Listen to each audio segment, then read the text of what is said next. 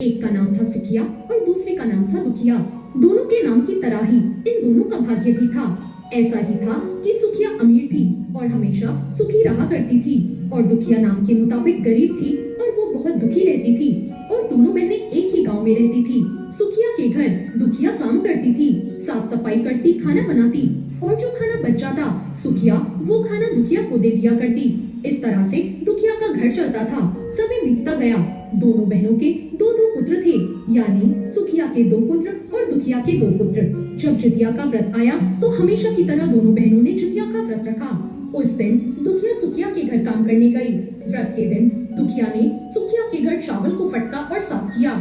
उससे जो खुरदी निकली उसने अपने पास रख ली और साफ चावल को सुखिया को दे दिया। फिर उसने साग चुना, पत्तियों को डंठल से अलग किया। यहाँ पर भी बढ़िया वाला साग उसने सुखिया के लिए रख दिया और जो बची हुई डंठल थी उसने अपने लिए रख ली। और अब दुखिया सुखिया के घर खाना बनाकर अपने घर चावल की खुरदी और साग का डंठल लेकर आ गई और इसी चावल की खुरदी और साग के डंठल से खाना बनाकर उसने अपने बच्चों को खिला दिया और खुद भी खाया। इसके बाद दुखिया सोने चली गई। आधी रात हो गई और एक बूढ़ी औरत आई और उसके घर का दरवाजा खटखटाने लगी। तो दुखिया ने पूछा, कौन है? आप कौन हो? तब उस बूढ़ी औरत ने बोला, बेटा मैं हूँ। दुखिया ने उठकर दरवाजा खोला और कहा, माँ आपको क्या चाहिए? आप इतनी रात यहाँ किसके लिए आई हैं? तब बूढ़ी औरत ने कहा, बेटी मुझे बहुत भूख लगी है, कुछ खाने को दे दो। दुखिया ने उस बूढ़ी औरत को घर के अंदर ले लिया और कहा, हम लोग बहुत ही गरीब हैं। आज मैंने खुरदी का चावल और साग का डंठल बनाया है, क्या आप उसे खाओगी? तो बुढ़िया ने कहा, हाँ क्यों नहीं खाऊंगी, मुझे भूख लगी है, मैं वही खा लूंगी। दुखिया उस बूढ़ी औरत को खाने को दे देती है। बूढ़ी औरत खाना खाने के बाद कहती है, मुझे अच्छे से कुछ दिखाई नहीं देता, ऐसे में इतनी रात के अंधेरे में मैं अपने घर कैसे जाऊंगी? दुखिया ने कहा, कोई बात नहीं माँ, आप यहीं पर सो जाओ, सुबह होने पर अपने घर में चली जाना। तब बूढ़ी औरत रात में दुखिया के घर ही सो जाती है। बूढ़ी औरत थोड़ी देर बाद उठकर बोलती है, बेटी मुझे दीर्घ शंखा पैखाना लगा है, कहाँ जाऊँ? इस पर दुखिया कहती है, मेरे घर में तो शौचालय नहीं है, इसलिए आप उधर कोने में ही कर लो। तो वो बूढ़ी औरत पूछती है, बेटी भड़बड़ करूँ या छड़छड़ करूँ? दुखिया नींद में थी तो नींद में ही उसने कहा, भड़बड़ कर दो, मैं सुबह साफ कर दूंगी। इसके थोड़ी देर बाद बूढ़ी औरत कहती है, बेटी मैं अपने हाथ कहाँ साफ करूँ? इस पर दुखिया कहती है, आप मेरे सर पर अपने हाथ को साफ कर लीजिए। सुबह होने पर दुखिया जब उठती है तो उसे यह सब एक सपने जैसा लगता है। वो नदी में नहाने चली जाती है और वहाँ जब अपने बालों को नदी में नहाते हुए धोती है तो उसके बालों में से जो पानी बहता है वह सोने का पानी होता है। आसपास की सारी महिलाएं यह देखकर आश्चर्यचकित हो जाती हैं और दुखिया से कहती हैं, क्या बात है, तुम्हारे बालों से तो सोने का पानी गिर रहा है। उन सभी की बातें सुनकर रात की बात उसे याद आती है और वो दौड़कर अपने घर की ओर भागती है और यह सोचकर कि उसका घर तो बूढ़ी औरत के पैखाने से गंदा हुआ था, पहले उसे साफ कर लेना चाहिए। लेकिन जब वो अपने घर जाती है तो देखती है कि घर के हर कोने में ढेर सारा सोना बिखरा पड़ा है। यह सब देखकर दुखिया बहुत खुश हो जाती है और सोचती है कि ये सब जीतमान बाबा यानी जीमूत वाहन की कृपा से हुआ है, जो मेरे घर बूढ़ी माँ का रूप कर मेरे घर आए और इतना सारा आशीर्वाद देकर गए। अब दुखिया भी अमीर हो गई और सुखिया के घर जाकर काम करना उसने बंद कर दिया। दुखिया अपना व्रत पूरा करने के बाद अपने पुत्र से कहती है कि जाओ अपनी मौसी के घर से तराजू ले आओ, मुझे ये सोना नापना है कि कितना है। बच्चा खुशी खुशी मौसी के घर जाकर तराजू मांगता है। इस पर सुखिया पूछती है, तराजू में क्या नापना है? बच्चा भोला होने के कारण बता देता है, मेरे घर बहुत सा सोना है, माँ को उसे ही नापना है। सुखिया बच्चे को बोलती है, तुम्हारे पास खाने को तो कुछ है नहीं और इसमें सोना नापोगे, मुझसे झूठ बोलते हो। तब बच्चा कहता है, मैं झूठ नहीं बोल रहा। तब सुखिया सोचती है, तराजू मांगा है तो कुछ तो जरूर नापेगी, इसलिए वो तराजू के नीचे गोंद लगा देती है और सोचती है, जो भी नपेगा वो इस तराजू में चिपक जाएगा। दुखिया ने तराजू पर सोना नापा तो सोने का टुकड़ा उस तराजू में चिपक गया। जब बच्चा तराजू लौटाने आया तो सुखिया ने तराजू को उलट पलट कर देखा कि तराजू के पीछे गोंद में क्या लगा हुआ है। उसने देखा ये तो सोना है। यह देखकर सुखिया सोचने लगी कि दुखिया के घर में सोना कहाँ से आया, इसलिए तो वो कई दिनों से काम को नहीं आ रही। सुखिया दुखिया के घर जाकर देखती है तो वहाँ बहुत सा सोना होता है और जब वो दुखिया से पूछती है कि तुम्हारे पास इतना सोना कहाँ से आया जिसे नापने के लिए तुमने तराजू मंगवाया था, दुखिया मन से सच्ची और भोली थी, इसलिए उस रात वाली सारी बात उसने अपनी बहन सुखिया को बता दी। लेकिन सुखिया का मन लालची था और उसे ईर्ष्या होने लगी कि दुखिया के पास हमसे ज्यादा धन आ गया। अब तो अगली जितिया में मैं भी कुर्दी का चावल और साग का डंठल ही बनाऊंगी। फिर अगले साल जितिया का व्रत दोनों बहनों ने रखा। सुखिया के पास सब तरह का सुख था और धन भी था। इसके बावजूद वह जितिया के दिन चावल पटक कर साफ करके चावल फेंक कर कुर्दी अपने पास रख लेती है और साग तोड़कर फेंक कर डंठल भी अपने पास रख लेती है और वही बना देती है। पूजा पाठ और खा पी कर सुखिया सोने चली जाती है। आधी रात को उसके घर में भी एक बूढ़ी औरत आती है। सुखिया उसी का तो इंतजार कर रही थी। उसने तुरंत दरवाजा खोल दिया और उस बूढ़ी औरत को अपने घर के अंदर ले लिया। बूढ़ी औरत ने कहा, मुझे बहुत भूख लगी है, खाने को कुछ दे दो।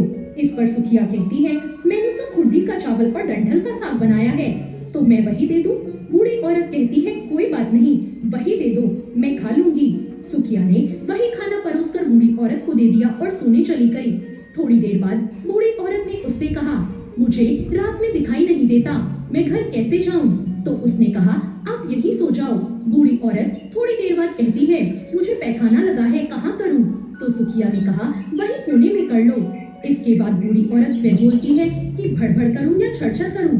यहाँ सुखिया को याद नहीं आता दुखिया ने क्या बताया था, तो वो बोलती है, माँ छड़छड़ कर दो। बुढ़िया ने कहा, मैं अपना हाथ साफ कहाँ करूं? इस पर सुखिया कहती है, मेरे सर पर हाथ साफ कर लीजिए। जब सुबह सुखिया उठती है तो पूरे घर में गंदगी फैली होती है। इसके अलावा उसके बाल में भी गंदगी लगी हुई थी। यह देखकर सुखिया बहुत दुखी हो जाती है और उसे अपनी बहन पर बहुत गुस्सा आता है। सुखिया गुस्सा होकर अपनी बहन दुखिया को बुलाती है और कहती है, तुमने मुझे झूठ कहा था, मेरा पूरा घर गंदा करवा दिया। तुमने क्या कहा था, भड़भड़ या छड़छड़? तो सुखिया ने बताया, मैंने तो छड़छड़ बोला था। ये सुनकर दुखिया बोली, तुमने यही बदगलती कर दी, तुम्हारे पास तो सब कुछ था, किसी भी चीज की कोई कमी नहीं थी, फिर भी तुमने लालच किया। तुम्हारे घर स्वयं जीमूत वाहन भेस बदल कर आए, किंतु फिर भी तुमने उन्हें अच्छा खाना नहीं परोसा। मेरे पास तो कुछ नहीं था, इसलिए मैंने उन्हें कुर्दी का चावल और साग का डंठल दिया था। लेकिन अपने घर आए भगवान का तुमने अपमान किया। तुम्हारे पास सब कुछ होने पर भी तुमने लालच किया, इसलिए तुम्हारे साथ बुरा हुआ। तो ये थी सुखिया और दुखिया की जीवित पुत्रिका की कथा। चलिए सुनते हैं अब। गंधर्वों के राजकुमार का नाम जीमूत वाहन था। वे बड़े उदार और परोपकारी थे। जीमूत वाहन के पिता ने वृद्धावस्था में वानप्रस्थ आश्रम में जाते समय इनको राज सिंहासन पर बिठाया, लेकिन इनका मन राजपाट में नहीं लगता था। वह राज्य का भार अपने भाइयों पर छोड़कर स्वयं वन में पिता की सेवा करने चले गए। वन में जीमूत वाहन की मल्यवती नामक राजकन्या से मुलाकात हुई और दोनों में प्रेम हो गया। एक दिन जब वन में भ्रमण करते हुए जीमूत वाहन काफी आगे चले गए, तब उन्हें एक वृद्ध औरत विलाप करते हुए दिखी। जब उन्होंने पूछा तो पूछने पर वृद्धा ने रोते हुए बताया, मैं नागवंश की स्त्री हूँ, मुझे एक ही पुत्र है। पक्षी राज गरुड़ के कोप से मुक्ति दिलाने के लिए नागों ने यह व्यवस्था की है कि वो गरुड़ को प्रतिदिन भक्षण के लिए एक युवा नाग सौंपते हैं। आज मेरे पुत्र शंखचूड़ की बलि का दिन है। आज मेरे पुत्र के जीवन पर संकट है और थोड़ी देर बाद मैं पुत्र विहीन हो जाऊंगी। एक माँ के लिए इससे बड़ा दुख और क्या होगा कि उसके जीते जी उसका पुत्र ना रहे। जीमूत वाहन को यह सुनकर बहुत दुख हुआ। उन्होंने उस वृद्धा को आश्वस्त करते हुए कहा, डरो मत, मैं तुम्हारे पुत्र के प्राणों की रक्षा करूंगा। आज उसके स्थान पर स्वयं मैं अपने आप को लाल कपड़े में ढककर वध्यशिला पर लेट जाऊंगा, ताकि गरुड़ मुझे खा जाए और तुम्हारा पुत्र बच जाए। इतना कहकर जीमूत वाहन ने शंखचूड़ के हाथ से लाल कपड़ा ले लिया और वे उसे लपेटकर गरुड़ को बलि देने के लिए चुनी गई वध्यशिला पर जाकर लेट गए। निश्चित समय पर गरुड़ बड़े वेग से आए और वे लाल कपड़े में ढके जीमूत वाहन को पंजे में दबाकर पहाड़ के शिखर पर ले जाकर बैठ गए। गरुड़ ने अपनी कठोर चोंच का प्रहार किया और जीमूत वाहन के शरीर से मांस का बड़ा हिस्सा नोच लिया। इसकी पीड़ा से जीमूत वाहन की आंखों से आंसू बह निकले और वह दर्द से करहाने लगे।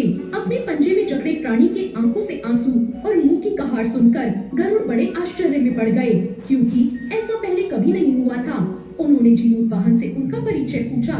जीमूत वाहन ने सारा किस्सा कह सुनाया कि कैसे एक स्त्री के पुत्र की रक्षा करने के लिए वो अपने प्राण देने आए हैं। उन्होंने कहा, आप मुझे खाकर अपनी भूख शांत करें। गरुड़ उनकी बहादुरी और दूसरे की प्राण रक्षा के लिए स्वयं का बलिदान देने की हिम्मत से बहुत प्रभावित हुए। उन्हें स्वयं पर पछतावा होने लगा।